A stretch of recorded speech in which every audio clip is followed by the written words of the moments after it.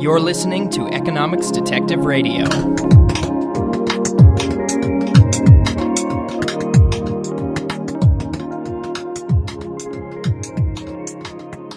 My guest today is Glen Whitman. He is co-editor with James Dow of Economics of the Undead, a collection of essays about zombies, vampires, and the Dismal Science. Glen, welcome to Economics Detective Radio. Great to be here. So how about you start by talking a little about your own background? I think my listeners will agree, once they've heard about you, that you are somewhat uniquely qualified to work on a book that blends Hollywood with economics. I guess you could say that. My story is that I'm an economics professor at California State University Northridge, which I have been for the last 14 years. It was my first job right out of graduate school at NYU, and I'm still there. But somewhere a few years into doing that job, I allowed myself to get kind of sucked into the world of Hollywood. I got pulled into TV writing. And so in 2008, I began writing for the show Fringe, and that lasted a few years, and now I'm working for the show Matador, which you can find on the new El Rey network. I loved Fringe. That was a great show, and I haven't seen Matador yet, but here it's a combination of spies and soccer. Soccer and spies, that's right. Yeah. But let me throw this out there just to say, as somebody working on the show, I was not a fan of soccer. In fact, I wouldn't even say that I am still a fan of soccer. I am yet a fan of soccer, but I don't think you have to be, just in the same way that you don't have to be a fan of soccer to like Friday Night Lights, the TV show, which is one of the best shows of all time. You don't have to be a fan of soccer to like this show. It's just a whole lot of fun. I'm really proud to be working on it. Looking through the book, the first essay is on marriage markets, which I thought was a rather bold move because most people don't think of romance as something that you can study using the tools of economics. So, and that, of course, that essay was authored by you, so I thought we might start by talking a little about it. Absolutely. That came out of my feeling that so much of the recent Undead literature has been about relationships in one way or another. I feel like that began with Buffy the Vampire Slayer and her relationship with Angel, and then with Spike, and then, of course, the Twilight phenomenon and the Vampire Diaries, and the list goes on. We've even gotten into zombie romance with the movie Warm Bodies, and so it just felt like it would be a huge lacuna in the book if we didn't somehow address that. And so at some point along the way, as we were creating the book, that wasn't the first chapter that I wrote for it, but at some point I just realized that it was something that needed to be done. And eventually it actually became 2 chapters because I realized there was enough material to spend 1 chapter on how you can find the vampire man of your dreams, the whole search process, and then a second chapter that's about, okay, once you found that guy, what are the economics involved in being in a relationship with an undead man, and how do you know when it's time to pull the plug or put a stake in it, so to speak? Right. So there's sort of the matching models that we know from economics, but what is it about an undead boyfriend or girlfriend that really changes or alters the analysis? Well, I'd say fundamentally, the analysis remains the same, and in many ways that these essays are a tongue-in-cheek way of just giving readers an introduction to the literature on search and on the fundamental transformation in organizational economics, just using this as an example. That said, obviously, when vampires are the object of affection involved, it's not going to change the model, but it's going to change some of the parameters, so to speak. So, among other things, you have to consider the possibility that one of the partners in the relationship is going to continue to age and the other partner is not, unless at some point or another they agree to make the human partner into a vampire as well. And so that raises some real questions about the longevity of such a relationship. It might be that a pair that would seem like a great match to begin with, early on, they seem like a match in every respect, but then as time progresses, one of them becomes sort of less and less desirable in the eyes of the other because one of them is remaining young and handsome and virile, and the other one is slowly declining and going into senescence and eventually going to die. And so at some point it raises the question of whether one of those partners might find it worth their while to abandon the relationship and move on. And of course that's not exclusive to vampire-human relationships. It's just an extreme example of something that we see in real life. You know, we know that it's the case that often men and women will get together and for whatever reason, cultural reasons and, possibly reasons relating to our biology, for whatever reason, men tend to be seen as, viable partners for a longer period of time until later in their life.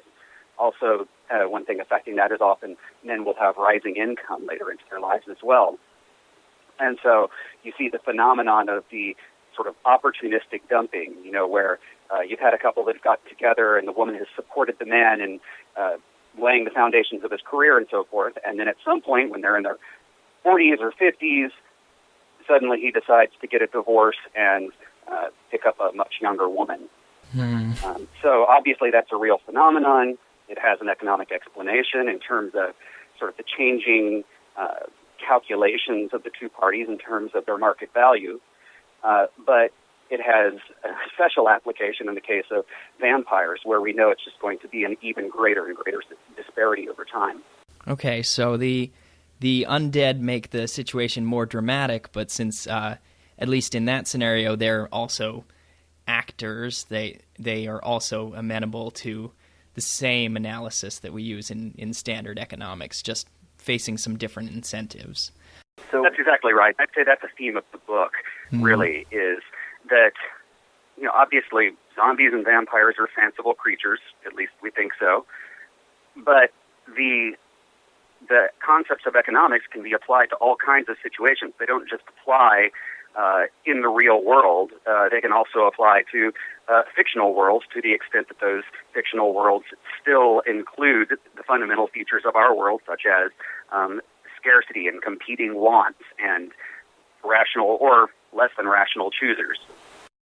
Okay, so I'm looking at an excerpt from Chapter 6 by Bishop, Tuft, and Tuft, and they actually, one thing that surprised me is they critique an earlier paper about zombie economics, which I didn't know there was such a developed literature on the subject, but they critique Munns, Hoodia, Imad, and Smith. I'm not sure if I'm pronouncing all those names correctly, who have a dynamic model of the zombie apocalypse that apparently purports to show that once a single zombie appears, we must certainly get to the world where 100% of the population is zombies.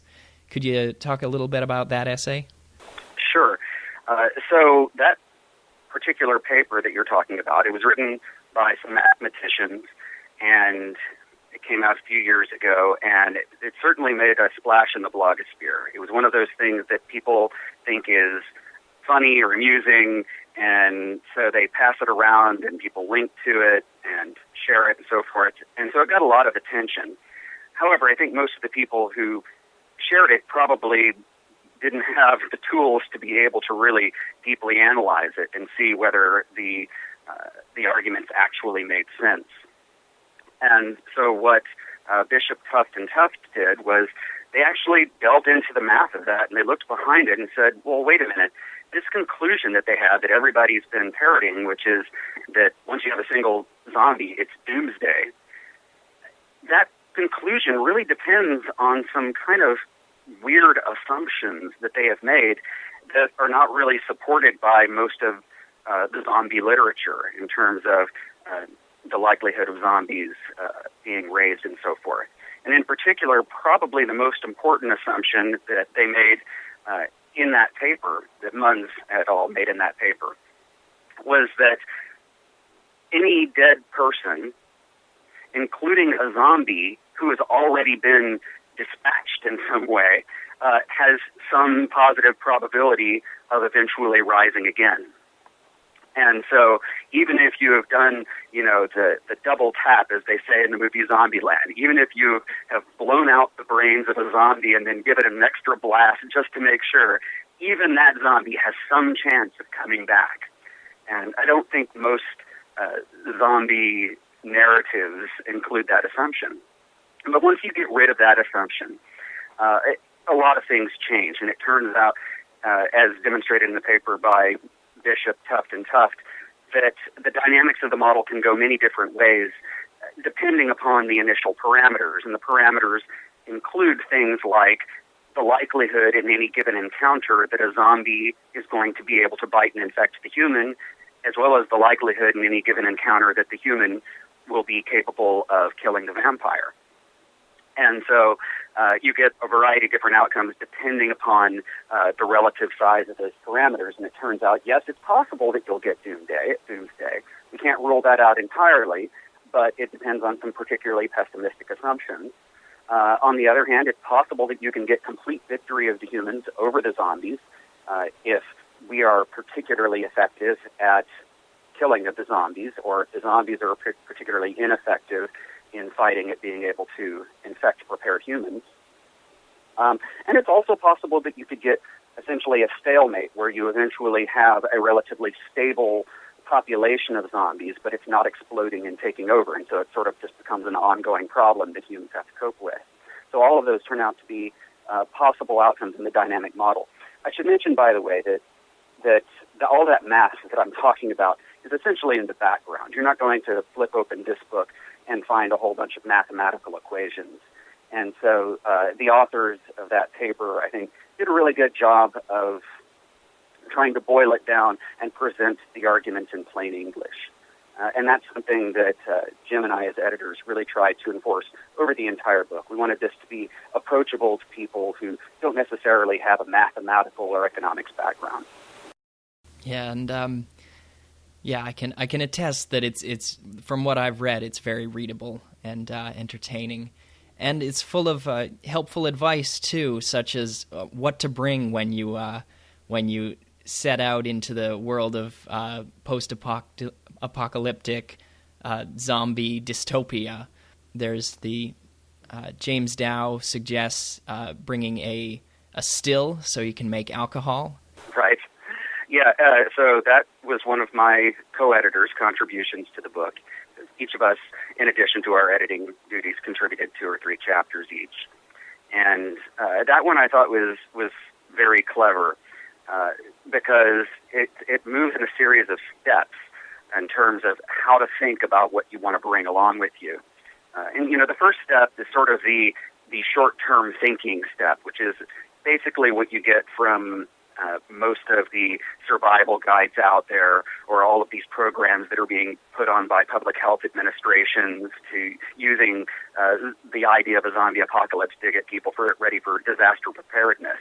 So it's, you got to make sure that you have your basics. You got to have your water, your batteries, your duct tape, your ammunition, and so forth. Those are the things you need to be prepared with. But as Jim says, that's sort of short-term thinking. I mean, that stuff's eventually going to run out. Your battery is going to get useless. Your ammunition's going to run out. So maybe that stuff will get you through the first couple of weeks, and it's, hey, if the authorities have swept in and taken care of the zombie threat by then maybe that's enough. But if what you're worried about is one of these civilization collapsing events, then you're going to have to think a lot more long-term than that. So you got to think, what is it that you're going to be carrying with you? And specifically, he then moves on to the idea of, look, you're not going to be able to learn to do everything for yourself. And so the best strategy then is going to be to have some kind of good that you will be able to trade with others, something that is going to be valuable in the post-apocalyptic world, and that leads to thinking of things, well, maybe you want to bring gasoline, maybe you want lots and lots of gasoline. But then he says, wait a minute, that's a really heavy thing to bring along. It takes up a lot of space. And in the post-apocalyptic world, you got to travel light. And so there's a very high opportunity cost for some of those things that you might think are valuable. So what you really want is that ratio of high tradable value to low cost in terms of carrying weight and space. And so he moves from there to saying, okay, so maybe what people are really going to value is alcohol, right? In this post-apocalyptic world, there's not going to be much pleasure, so maybe you want to bring something that will give people one of the few sources of pleasure they're likely to have. But even alcohol can take up a lot of space. So that's when he moves on to saying, well, okay, maybe you need to, instead of investing in consumption goods, you want to invest in capital goods. Capital goods meaning a still. And so that's what you were saying, is that he suggested bringing along a still. But then he goes even a step further. He says, even a still can be pretty bulky.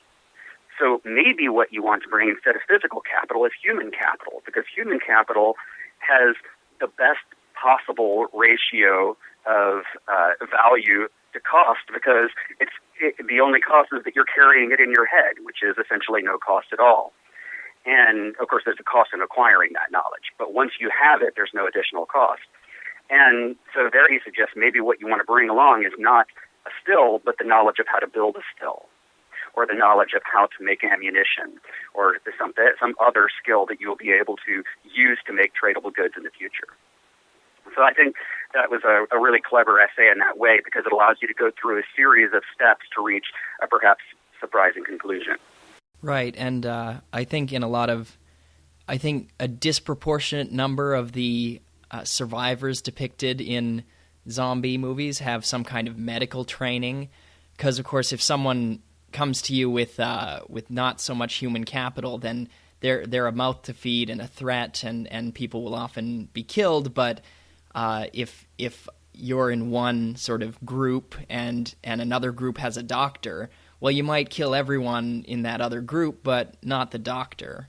You want to capture them and get them performing sort of their medical services for your group. Right. You want people to join your group who come with valuable human capital. And by the way, there's a real-world analog for that. It's well known that pirates, when they took over a target ship, obviously some people they would kill, but they would invite some members of the targeted ships to join their crew, sometimes at sword point, not exactly voluntarily. And one of the most sought-after people to have aboard your ship would be a sawbones, the doctor, or alternatively a chef. And so those were valuable members to bring into your crew because of the fact that they came with a lot of human capital.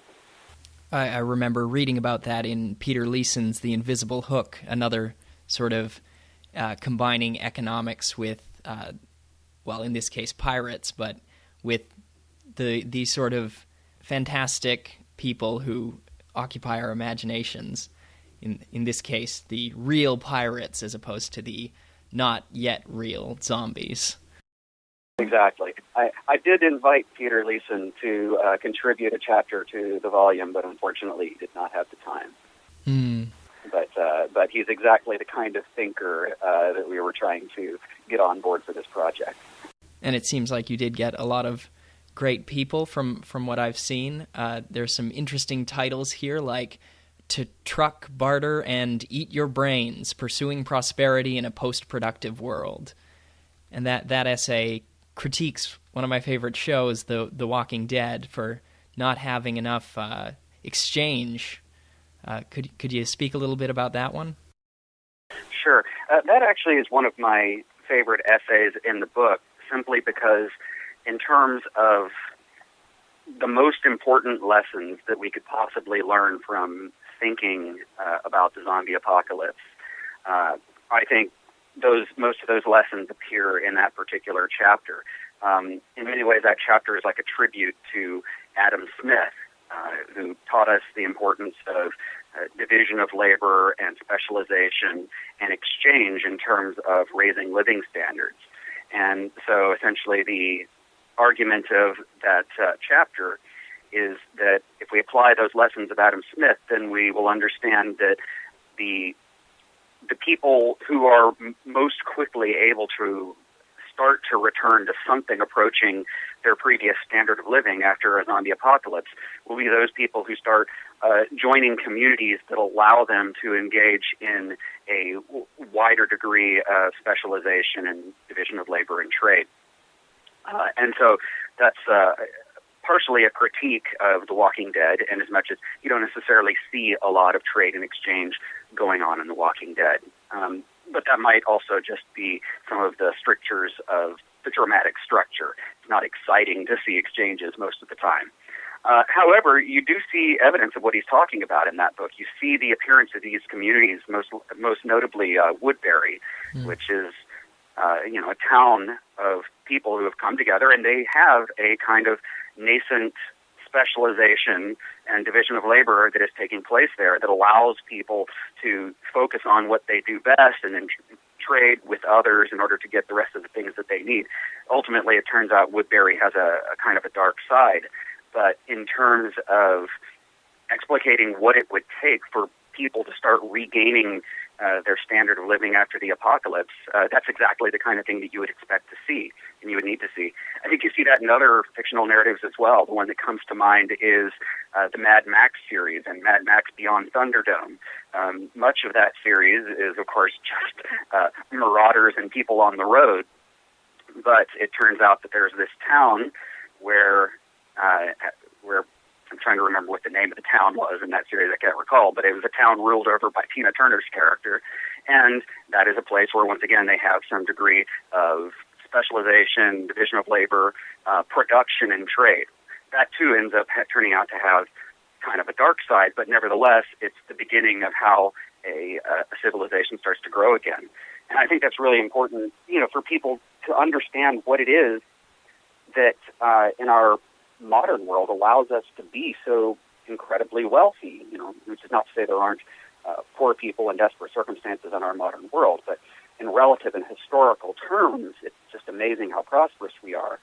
And the reason for that is because we are embedded in this incredibly broad and complex and world-spanning network of specialization and trade.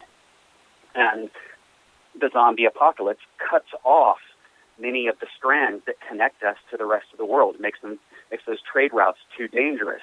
It makes it too costly to engage in trade with people in a far-flung way. And so that's exactly why it is that the zombie apocalypse leads to such a dramatic collapse in living standards.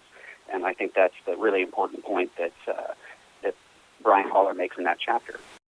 There's an argument, historical argument about the Black Death, that it wiping out so much of the peasant population. You went from a scenario where you had a lot of labor and some capital to a situation where you still had the same amount of capital, but the labor had been wiped out, so wages were higher. But it seems to me that in the zombie apocalypse, our economy has a lot of very specialized capital that really depends on that whole division of labor. So when you see people sort of picking through the ruins, there are all sorts of things that are very valuable to us now, like cell phones, that once the zombies attack and there are no more cell phone towers, they have a value of 0. They're just paperweights. So there's sort of the issue of you really do have to build back from square one and start accumulating that capital. That's right. I mean, the structure of capital we have is one that's just built upon layers and layers and layers and layers. Our machines had to be built mostly by other machines, which were built by yet other machines. And if you stretch back far enough, somewhere in that line of machines is a plow, just a simple, primitive plow. So yeah, it's absolutely the case that our division of labor isn't the only thing at work. There's also a level of division of capital, specialization of capital that supports the division of labor as well. So would you say that your book is more optimistic than most accounts about the potential for prosperity to return? I would say so. I mean, it is possible that the accounts that we've seen, the fictional narratives that we've seen, seem so pessimistic simply because that's also what's the most dramatic. You want to see people in danger. You want to have scares from time to time. So there are certain constraints of the medium, and this is something that I think about a lot as a writer. I think a lot about how when I create fiction, there are sort of constraints of the process of writing fiction that sometimes lead to kind of inadvertent messages that I don't really intend to send, but they seem kind of required by the structure of the narrative. Sometimes, for instance, the idea that torture works. I think there's a lot of good evidence that torture doesn't work very well. But on television, we nevertheless see Jack Bauer and other characters constantly torturing other people and successfully getting information out of them. And I think that's driven not by an intentional message of the writers, but simply because of the fact that they're trying to get from point A to point B as quickly as they can in the story and not bog things down. And so I think a similar thing may go on with a lot of zombie narratives. It's not necessarily the case that the writers of these narratives have a truly pessimistic view of human nature and our future prospects and so forth, but simply that to come up with a convincing story, you have to be pessimistic. Nevertheless, I think it can lead to some of the wrong conclusions, and if you start analyzing it, using the tools of economics, it does seem believable that people who do survive and eventually achieve a kind of equilibrium with the zombie threat are going to start trying to push back the borders again.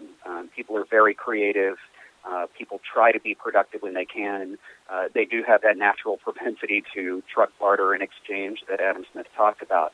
And so as bad as things would be in the aftermath of zombie invasion, I think it is believable that eventually people will start to rebuild and reclaim their lives. So that sounds like a very sort of positive message. As I mentioned before, when I read the title of the book, the subtitle is Zombies, Vampires, and the Dismal Science. But that doesn't sound dismal at all, so could you speak to that? Right. So we certainly couldn't avoid using the term the dismal science. It was just low-hanging fruit out there, and we had to grab it. It was an obvious term for us to use in the title of our book, given how many people have applied that name to the economics discipline.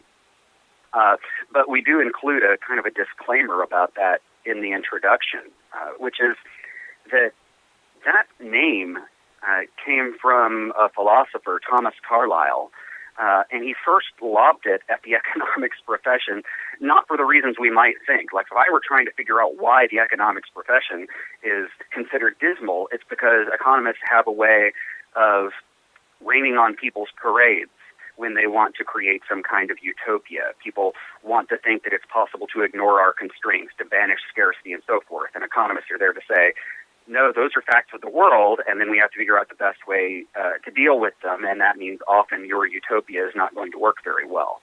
And so that would have been, I thought, a logical reason to call economics the dismal science, but that's not why Thomas Carlyle called it that. He called it that because he was criticizing economists who fell in the classical liberal camp at that time that was demanding freedom for slaves and arguing that people of African origin were as capable of running their lives and taking part in an economy and governing themselves as white people were.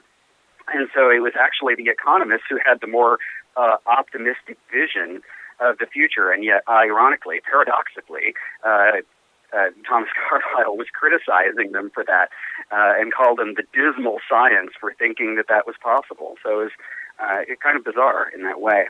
That's sort of the dog that didn't bark in Adam Smith, that he's writing The Wealth of Nations, and he's asking why are some nations wealthy and some nations poor, and the sort of explanation that would have come very easily to a man of his time is that, some peoples are superior to others, and that's just totally absent from his analysis. That's right, yeah. In historical context, I think The Wealth of Nations is an even more remarkable book. We know that it's a remarkable book anyway. The fact that we can still go back to it now and find these insights that are so helpful in understanding something as peculiar as zombie apocalypse and our recovery from it. But yeah, in that context, historically, where that kind of an answer that he gave, that that the reason that some societies do better than others is because of the fact that they're engaged in production and specialization and trade to an extent that other societies are not. That was a very unexpected answer at the time. People would have been inclined to go to these sort of essentialist answers, some of which were racist. So there's an essay in here called Killing Time, Dracula and Social Discoordination. And I must admit, I haven't read Dracula or anything about that, but apparently people under his spell don't have a sense of time. And in the chapter, Hollis Robbins, the author, turns that into an argument about the way time standards and other standards solve coordination problems in the economy. Could you speak a little about that? Sure. Yeah, I really love that chapter because it was so unexpected. When we put out this call for papers or call for abstracts, there were a number of types of topics that we expected that we were going to get, and then there were other ones that completely came out of left field, and that was one of those. But I think it works really, really well. Basically, Hollis Robbins argues that there's sort of an often unnoticed aspect of Dracula. If you do a close reading, you won't just notice all of the obvious powers of Dracula, such as his ability to turn into mist or into a dog or to transfix people and so forth. You'll also notice that he seems to be able to confuse people, specifically with respect to their notion of time, that people who were previously very precise in their marking of time and their calendar dates and times, these people suddenly stop putting those notations in their diaries, or they start getting vague and saying something happened at sunset or at dawn. And the argument is that in some way Dracula is causing this kind of confusion. And arguably, and I think she has good textual evidence for this, that what Bram Stoker was doing was marking a very real difference in standards that had happened in Europe. That at the time that Dracula took place, this is the late 1800s, that Europe had not fully standardized its clocks and calendars. Much of Europe had, especially Western Europe, had finally agreed on it to adopt the Gregorian calendar, and they had gone to standard time with everything measured relative to Greenwich Mean Time and so on. But there were parts of the world still resisting that, and in particular, Eastern Europe, and specifically Hungary and Romania, places bordering on Transylvania, were places known for being intransigent about this stuff. And they had advocated beginning each day at noon instead of at midnight. And they remained on the Julian calendar for years and years after everybody had switched to the Gregorian calendar, which could lead to confusion over time and dates. And there's a really interesting incident that happens in the book that Robbins brings out in the chapter, where somebody is asking about the date, and they say it's one date, and the other person says, "Oh yes, I know that, but it's also this particular religious holiday." Well, if you look at a calendar, you realize that that religious holiday doesn't happen on the date that they mentioned. It happens 11 days year before or prior to that, and what that 11 days represents is the 11-day difference between the Gregorian and Julian calendars. So Stoker would not likely have included that particular event if he wasn't specifically trying to draw attention to this issue of time and date standards. And so essentially, Hollis Robbins argues that Dracula represented a threat to the kind of modern society of London and the Western world that depends on the existence of standards and conventions that allow people to coordinate their behavior in such a way as to be able to cooperate with each other and engage in trade, even at long distances. And that's what the standard time and the new calendar had done, was to allow them to coordinate with each other. But anytime you introduce a new standard, you're also running the danger of confusing people who resist the transition to the new standard and stick with the old standard. You can think of the resistance of people from switching, from the old system of measurement the English or British system of measurement based on pounds and ounces and so forth, and switching from that to the metric system. There's a lot of resistance to people to making that kind of transition. And so the result is that you can get confusion related to the fact that people are using different systems.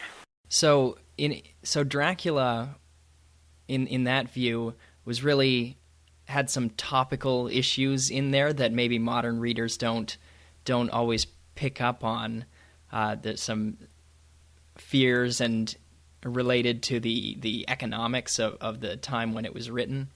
There's sort of a thing that goes around the internet arguing that, and I don't know how much stock to put in it, it argues that when there's a Republican president, zombie movies are more popular, and when there's a Democrat president, vampire movies are more popular because zombies and vampires in some way embody what one side of the political spectrum fears about the other.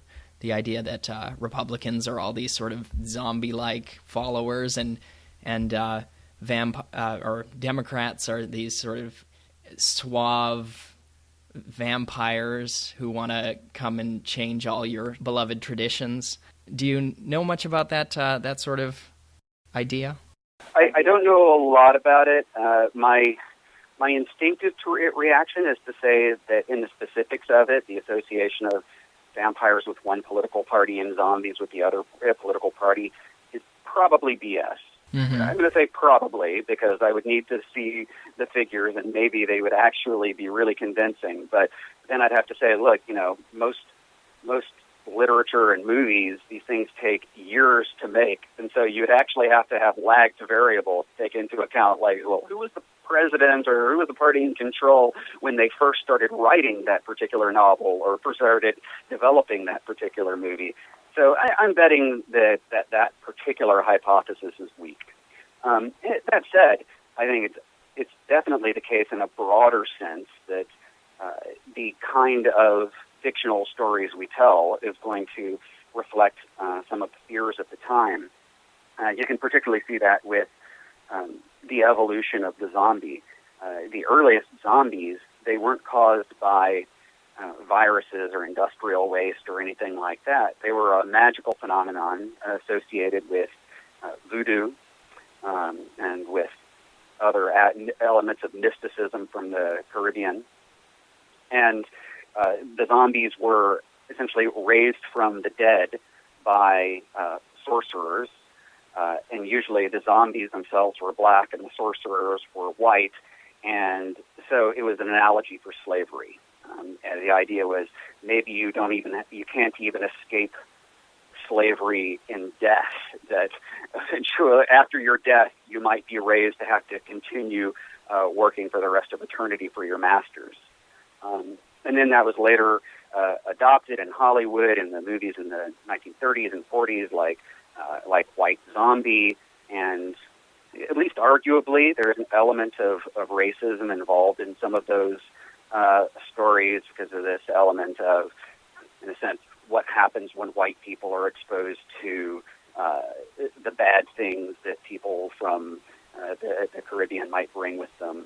And then, of course, as we get a little bit later, eventually we have the Romero-style zombie, which clearly had something to do with concerns about consumerism and so forth. Hence, all of the zombies in the shopping mall. There's a reason why he chose that to be a shopping mall.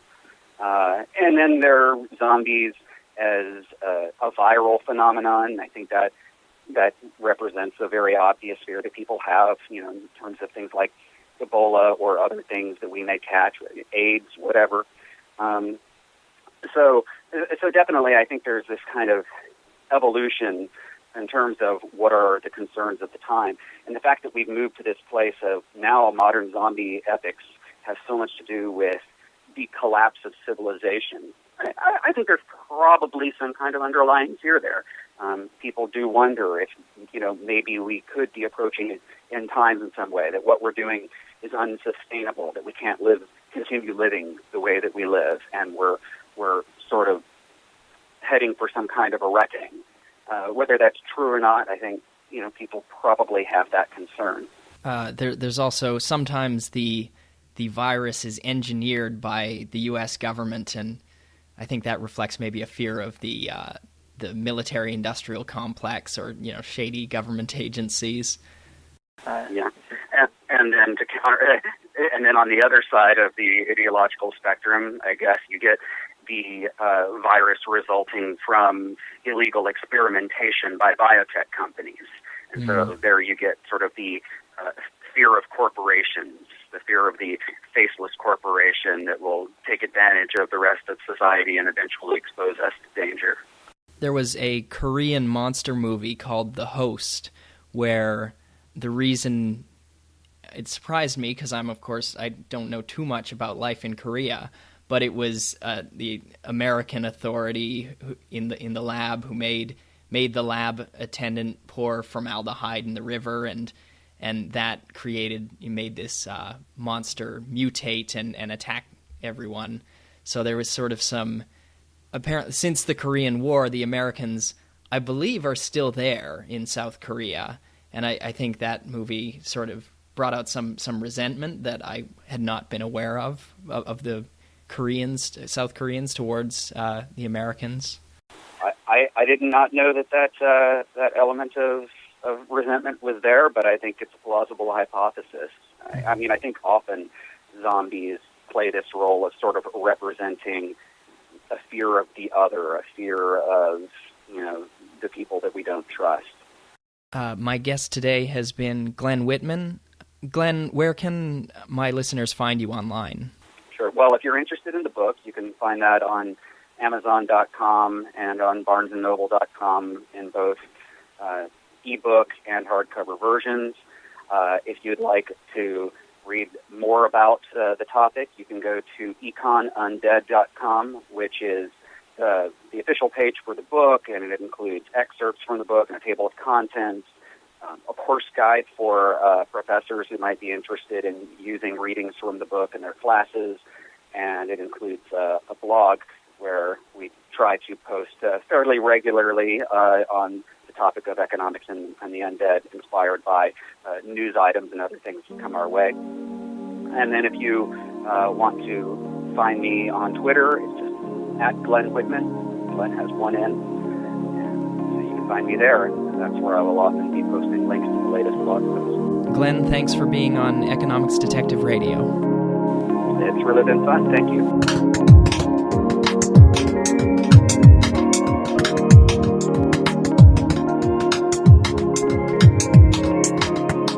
If you enjoyed this episode of Economics Detective Radio, you can head over to economicsdetective.com for additional content and links. The music for this podcast was created by Cassandra McLeod, who you can find at soundcloud.com under the stage name Minaret.